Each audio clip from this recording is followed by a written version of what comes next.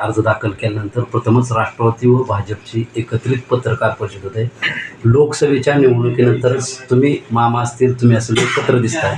काय पहिली प्रतिक्रिया असणार आहे? आज महायुतीच्या रूपाने दोन्ही पक्ष राज्यामध्ये एकत्र चांगल्या पद्धतीने एक सुशासन आता चालवत आहे आणि तोच फॉर्म्युला करमाळा तालुक्यामध्ये चालावा अशा दोन्ही पक्षाच्या नेत्यांची असल्यामुळं ही युती आज इथं घडलेली आहे. आणि निश्चितपणे त्याच्यातून आम्ही ज्या 18 सीट्स उभे केले, 18 ठिकाणी उमेदवार उभे केले, त्यातले जास्तीत जास्त निवडून येऊन एक चांगलं सुशासन आणि करमाळामध्ये चालेल. तालुकावासियांना या युतीच्या माध्यमातून विकास कामांचा असेल किंवा मोठ्या प्रोजेक्टचं काय हे असणार आहे? जिल्हा परिषद पंचायत समितीची निवडणूक ही सर्वसामान्य माणसाची निवडणूक असते. सर्वसामान्यांचे जिव्हाळ्याचे प्रश्न हे जिल्हा परिषद असेल, पंचायत समिती असेल याच्यामधून सोडवले जातात. घरकुल असेल, रस्ता असेल, शौचालय असतील, पिण्याच्या पाण्याची योजना असेल, लाईटचा प्रश्न असेल, हे अतिशय मूलभूत जिव्हाळ्याचे प्रश्न इथं असतात.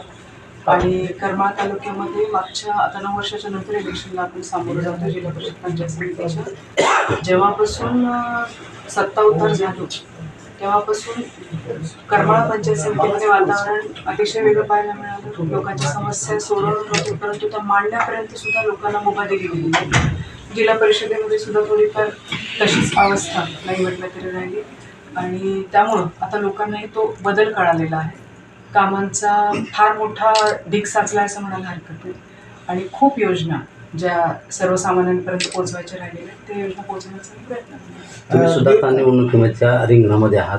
कशा पद्धतीने तुम्ही सामोरे जाणार आहे? नेमकं कशा पद्धतीने तुमच्या जे आहे जिल्हा परिषद गट त्यामध्ये त्या ठिकाणी देखील अनेक जण तुमचे कार्यकर्तेच पूर्वी होते, ते देखील तुमच्या विरोधात उभा आहे. कसं बघता याच्याकडे?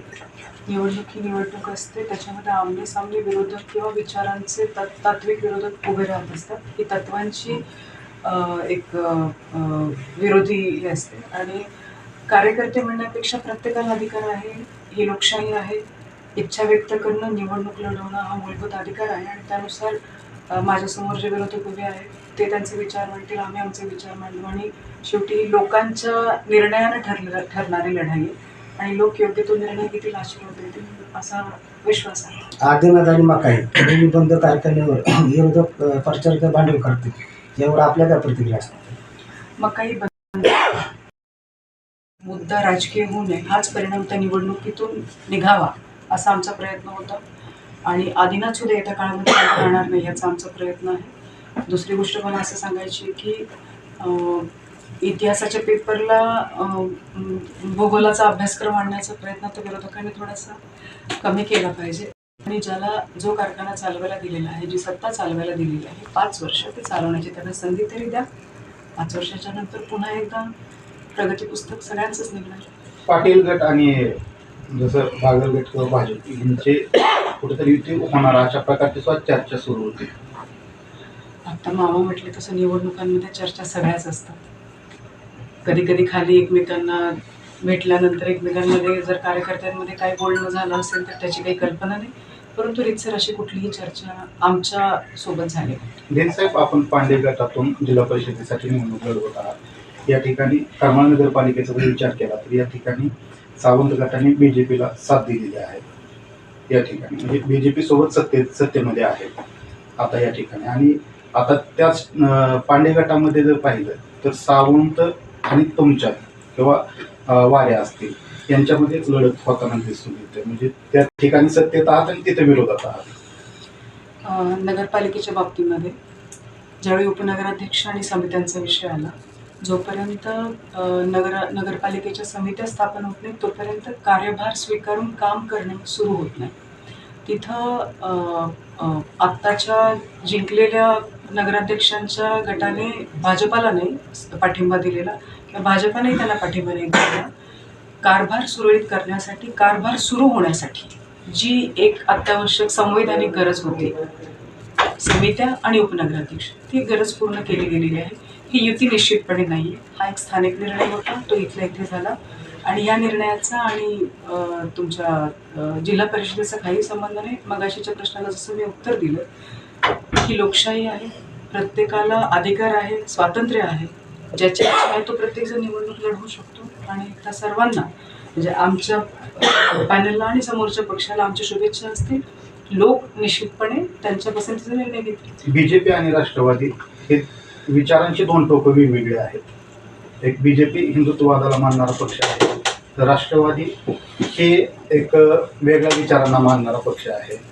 या ठिकाणी राष्ट्रवादीचा कार्यकर्ता ही वेगळा आहे आणि तसं बीजेपीचा कार्यकर्ता वेगळा आहे. या ठिकाणी युती जरी झालेली असली तर क्रॉस वोटिंग किंवा त्या म्हणजे प्रचारासाठी कार्यकर्ता बीजेपीचा किंवा राष्ट्रवादीचा एकमेकाला सहकार्य करेल यामध्ये सातत्य राहील का?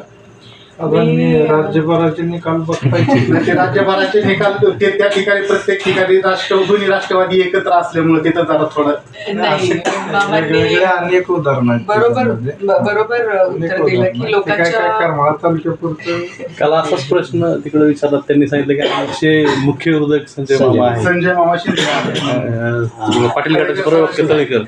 मला एक सांगायचं आहे यात आम्ही- उत्तर देताना की ही निवडणूक कुठल्याही व्यक्तीसापेक्ष नाहीये. ह्या निवडणुकीकडे आम्ही बघत असताना पुन्हा रिपीट करते की सामान्य माणसाच्या जिव्हाळ्याच्या प्रश्नाची निवडणूक म्हणून बघतोय. तुमच्या प्रश्नाचा रोख होता की दोन वैचारिक विरोधी, त्याच्याकडे मी पूरक म्हणून बघते. दोघं मिळून जर काम केलं दोघांनी तर जिल्हा अतिशय चांगली परिषद तो बुद्धिभेद करण्याचा प्रयत्न होता का त्यांचा? ही निवडणूक हे पहा, ही निवडणूक काही कुणाच्या विरोधात म्हणून आपण लढवत लढवत नाहीये. नाहीये. ही तालुक्याची नाही, विकास- विकासासाठी. दिदी साहेब आणि कसं आहे, दुसरं महत्वाचं म्हणजे जिल्हा परिषद ही संस्था ग्रामीण भागातल्या छोट्या छोट्या प्रश्नाची सोडवणूक करण्यासाठी. बरोबर. म्हणजे मी तर म्हणेल की मी जाहीरपणे बी अनेक वेळा म्हणलोय की जिल्हा परिषद ही अशी संस्था आहे की तिथं आमदार म्हणून जेवढं काम करू शकत नाही, छोट्या व्यक्तींचं किंवा गाव पातळीवरचे विषय तेवढे विषय जिल्हा परिषदेमधून आपण सोडवू शकतो. आणि सामान्य माणसाचे विषय वैद्यकीय असू द्या, शैक्षणिक असू द्या, त्यानंतर गाव पातळीवरचे छोटे छोटे विषय असतील, ग्रामपंचायतीचे सांडपाणीची व्यवस्था असेल, ह्या सगळ्या छोट्या विषयाचा संबंध तिथं येतो आणि प्रचंड मोठ्या प्रमाणामध्ये काम करता येतं तिथं. म्हणजे मी अध्यक्ष म्हणून काम केलं त्याच्यामुळे मला माहीत आहे की तिथं आमदारापेक्षा सुद्धा जास्त काम त्या मामा ठिकाणी आमचे करतात. आमचे विरोधक हे संजय मामा शिंदेच असतील असं पाटील गटाच्या प्रवक्त्यांनी सांगितलं. मुख्य विरोधक म्हणून मामा चालतील. असं आता शेवटी लोक दगड बी कुठल्या झाडाला मारतात, बाबळी झाडाला कशाला मारतात. नाही विधानसभेपासून असा एक प्रवाह सुरू होता की संजय मामाला करमाळ्यामध्ये रोखलं पाहिजे. संजय मामाचा एकही कार्यकर्ता कुठलाही पदाधिकारी झाला नाही पाहिजे यासाठी एक प्रकारची सर्वच पुढाऱ्यांची एक यंत्रणा कामाला लागली होती. हे आपणाला माहिती आहे आणि त्या अनुषंगाने आपण शेवटी ही सगळी प्रक्रिया काय थोडी आम्ही बसून ठरवू शकणार नाही. ती लोकातली प्रक्रिया, लोकमतातली प्रक्रिया, त्यामुळे लोक ठरवतात.